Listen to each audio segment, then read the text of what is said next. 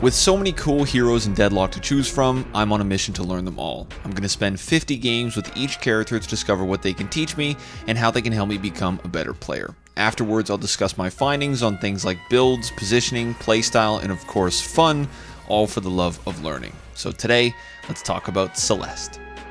When I was younger, I learned to play the 4-string bass guitar in middle school. I loved it, but I always thought that 5 strings were the coolest, and I hoped I could one day play one. Years later, I walked into a music store to buy something small, and a bass caught my eye. It had this beautiful sunburst finish, it came with a case, and of course, it had 5 strings. I sat next to it, plugged it into the amp it was displayed next to, and I plucked the string just once. The sound that came out was absolutely perfect. I immediately rushed to the counter, bought it, and took it back home. To this day, that bass feels like it was made for me. The weight is perfect, the shape is just right, and when I hear a bass note in my head, it's exactly what comes out of that guitar. To be a bit sappy and sentimental, Celeste is like my Sunburst. I adore her design, she feels absolutely wonderful to pilot, and if I see a play in my head, it's as though my hands can just make it happen. Just as with my Sunburst, Celeste feels almost like an extension of myself,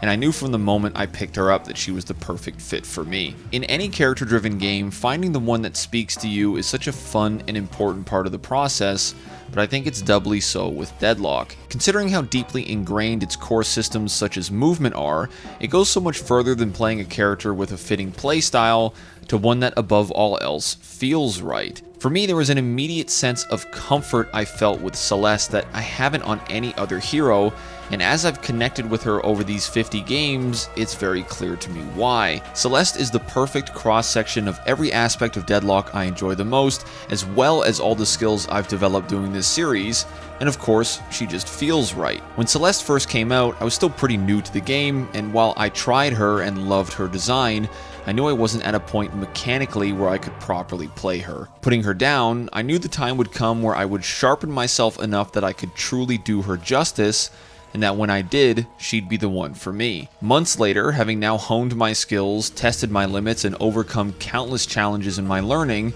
I'm proud to say I was right. It's been extremely fun to push myself with this series, and it's incredibly rewarding to see my effort culminate in my connection to Celeste. Without a doubt, Celeste is my character, but more than that, Celeste is my Sunburst.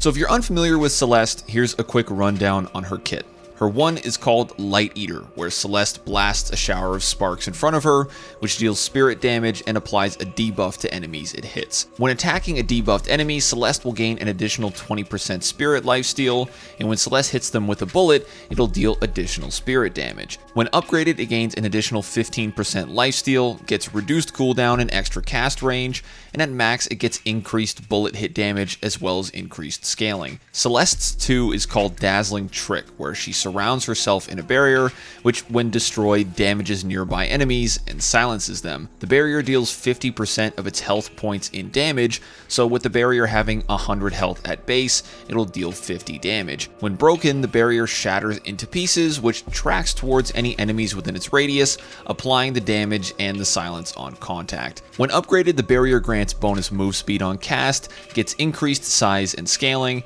and at max, the silence duration is increased, as well as getting reduced cooldown and allowing Celeste's ult to bounce off the barrier. Celeste's 3 is called Radiant Daggers, where she calls beams of light from the sky, which damage enemies on impact and grant Celeste a buff. This buff stacks up to a max of 6, with each stack granting Celeste 8% spirit amp at base, which will last for 30 seconds. This 30-second timer is refreshed every time you gain a stack, and if you're at max stacks, landing daggers will also refresh that final stack. When upgraded, it gains 2 extra charges, gets reduced cooldown and impact damage, and at max the amp is increased to 11% per stack, while also getting you a bonus 9% fire rate per stack. Finally, Celeste's 4 is called Shining Wonder, where she sends out an orb of light, which will bounce between enemies, applying spirit damage, reducing dash distance, and slowing on hit. The ult bounces 8 times at base, and it can bounce off of minions or neutral enemies, but it will still prioritize heroes when it does. This does mean that in a pinch, you can cast the ult on a minion to ensure that it lands, as otherwise missing the ult will waste it. It's good to note though that the ult cannot make contact with objectives, either to land the ult or bounce off of while active. This does mean that if someone's hiding behind a guardian or a walker's leg, you can throw the ult through it to hit them, but again, it won't bounce off the objective once you do. When the ult lands on an enemy, it'll linger on them for 3.2 seconds at base, but if there's no enemies nearby to bounce to, the ult will then end early. When upgraded, it gains an increase to the slow and dash reduction, gets increased damage, and at max, it gains an additional 8 bounces for 16 total, as well as reduced cooldown. There's so much about Celeste's kit that resonates with me, but I think the biggest standout is how connected each part feels. Celeste has a very distinct identity which is centered around her mobility, and each of the moving parts within that identity complement each other perfectly. Just as Celeste wants to stay mobile, she also wants to apply constant pressure with her abilities so she can get stacks through daggers and sustain herself through Light Eater. The quickfire nature of her abilities makes that all easy to do on the move, and the longer Celeste can maintain that pressure, the stronger it'll become. With Light Eater and Barrier being close quarters, daggers being a versatile AoE, and Shining Wonder being autonomous, there's always the perfect tool whether you're looking to take space, close the distance, or contribute to the chaos. This all culminates in a really unique stick and move playstyle that in my opinion was really fun and fit Celeste perfectly. Interestingly though, while I was able to find comfort with Celeste's playstyle, the uniqueness of it also led me to learning her in a unique way. As opposed to feeling challenged with the mechanics of using the abilities, the challenge for me lied in understanding how I could adapt or apply her pressure in all the different ways I could use it to my advantage. To give you a few examples, if I was heading into longer team fights like for a rift or a siege, I could either be aggressive early or choose to play slower to focus on building stacks. If the enemy team had an important backline support like a page, I could always build a few stacks in the thick of things before targeting her, or I could just dive her right away to try to take her down early, or maybe even pull enemies out of the main fight. Maybe instead I would just need to use my ult early to try to disperse enemies and isolate targets, or maybe I had to hold on to it for when I had stacks so I could deal heavy damage. While Celeste is a character that in my opinion is very mechanically deep, these kinds of ideas also make her strategically deep, which I really enjoyed. It was also a fun challenge for me where instead of placing my focus on Celeste's fundamentals, I could spend more of my time experimenting with her nuances. It's cool to think of how far I've come as a player, that I could not only find that comfort so quickly, but also that I could more easily step outside of the box to take risks and learn some things that are unique. To return to my bass guitar analogy, instead of learning a piece of sheet music, it felt like this time around I was writing my own song. While roles are a rather free-flowing idea in Deadlock, I think the strength of Celeste's identity makes her role a bit easier to pin down, where I would describe her primarily as a disruptor. With the versatility of Celeste's kit and the mobility afforded to her by her reduced gravity, Celeste can fully execute her game plan whether she's on the ground or in the air. With that in mind, by weaving in and out of a fight, circling enemies, and just generally being a nuisance, I could not only distract or occupy enemies, but I could also try to shuffle their positions and maybe even bait them into more dangerous ones. Oftentimes, my impact in a fight wasn't strictly in my damage output or in netting kills, but also in overloading my opponent's focus, hopefully to give my teammates an opening to capitalize on. As I bounced off walls, peppered the ground with daggers, or ulted to cause a scramble, it might give an Abrams the chance to set up a big pin, or maybe help a Dynamo find the perfect ult. While my main focus was on filling that disruptor role, as I got more comfortable with Celeste, I was still able to put out a lot of damage while doing so. I learned to space out my movement so I could drop a round of daggers while staying mobile, and once my Light Eater was off cooldown, I could just fly into the action to put out a blast and deal some damage. If the time was right, I could stay on the ground and lay into whoever I debuffed to try to net a kill, or I could keep moving, dropping more daggers and looking for the right opportunity. Slowly but surely, I was combining all these ideas together as I weaved around the fight, landed my shots from midair, and started to finally find those kills without ever really touching the ground. Each piece I added to the puzzle made the next easier to place, and everything about Celeste was just so much fun, I couldn't stop looking for those new ideas to try. Of course though, the central pillar of my experience with Celeste was in her movement, but what excites me the most about Celeste is how her unique relationship to movement shapes her design and playstyle. While her abilities themselves are synergistic, it's really when you combine them with Celeste's movement that they start to shine. It was an extremely fun challenge for me to adapt myself to Celeste's playstyle and to experiment with my more abstract ideas, but it was equally as fun to just move around with her. Movement in Deadlock is nothing short of incredible on its own, and while every character can do cool things with it, Celeste takes it to another level. Generally speaking, I'm a player that mostly focuses on what I call functional movement,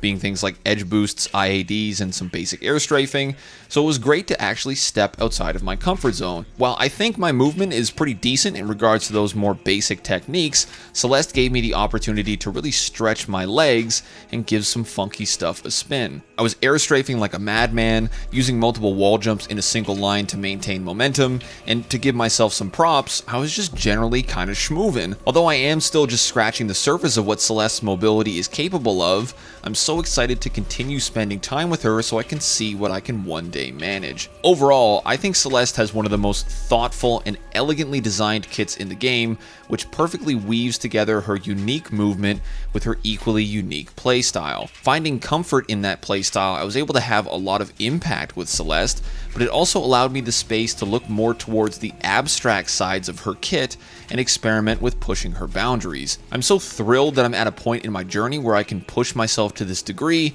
and of course, I'm excited to see what else I'll be capable of in the future. When it came to building Celeste, I really liked playing around her 1 and her 3 so I could build stacks and put out sustained damage. With that in mind, I ended up taking her in what is technically a gun-focused direction, but it was mostly so I could apply spirit damage through Light Eater. For my AP order, I like to put 1 point into Light Eater and 1 point into daggers so I can get the charges before I maxed Light Eater, then maxed daggers. Depending on if I was looking for more sustain or more damage, I would go with Alt or Barrier next, but generally I went with Alt first, as doubling the bounces is just a bit too good to pass up on. In terms of items, I always bought high velocity rounds as my first item, since it makes confirming or denying souls much easier, and it also just makes her gun feel better overall. Afterwards, to increase my DPS with Light Eater, I like to pick up Swift Striker to get some baseline fire rate, as well as QSR to get some that was conditional. Once I had some fire rate sorted, I really liked going with Radiant Regen to get some much needed sustain,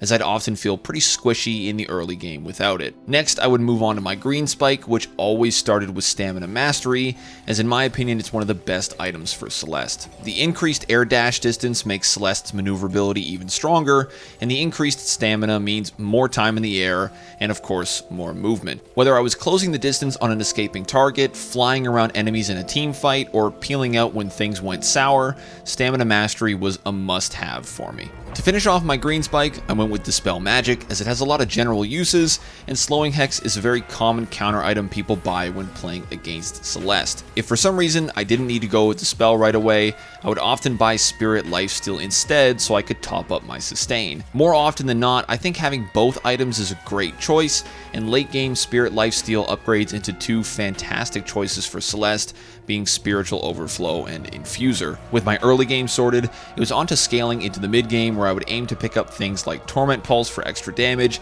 Expansion to make my abilities easier to hit, and Improved Spirit to help my scaling. Once I had my foundations in place, there was really 2 big ticket items for this build that make it all sing, which were Escalating Exposure and Spellslinger. Escalating is all around a fantastic item for any hero that can consistently apply spirit damage, and Celeste is a perfect candidate. Having 3 charges of daggers and a low cooldown on Light Eater, it's extremely easy to build escalating stacks on multiple targets in a fight. Torment Pulse is also fantastic for stacking escalating, as is Celeste's ult, which both netted me far more stacks than I'd often realize. Since escalating applies Spirit Amp, when you pair that alongside the amp you get from daggers, Celeste can do an enormous amount of spirit damage when the conditions are right. Finally, to pair alongside escalating is Spellslinger, which drastically increases Celeste's overall output and is far and away my favorite item on her. One of the most notable downsides of Celeste is her gun, which at base performs pretty poorly in each category. It does have the benefit of bouncing and tracking targets,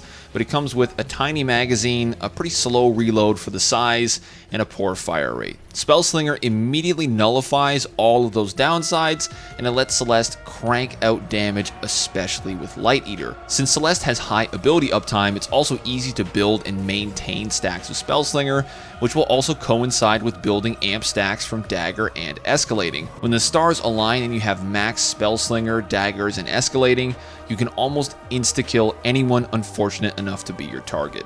I really can't overstate just how much I enjoyed my time with Celeste and how much I adore her as a character. In terms of her design, I think she stands as one of the most unique heroes in the game, and in terms of her playstyle, it's easily the most fun I've had playing Deadlock. As I mentioned at the top, in character-driven games, finding the right one for you is such an integral part of the experience, and it's also such a rewarding one. While it's loads of fun in my opinion to try different options and experiment with different playstyles, there's something very special about the moment when you find the one that speaks to you. Each player will resonate with different characters for completely different reasons, and with how interesting and diverse Deadlock's cast is, I think there's going to be someone for everyone. Perhaps that character will surprise you, or perhaps you'll know as soon as you see them, but either way, I hope everyone gets a chance to find their Sunburst, just as I have with Celeste.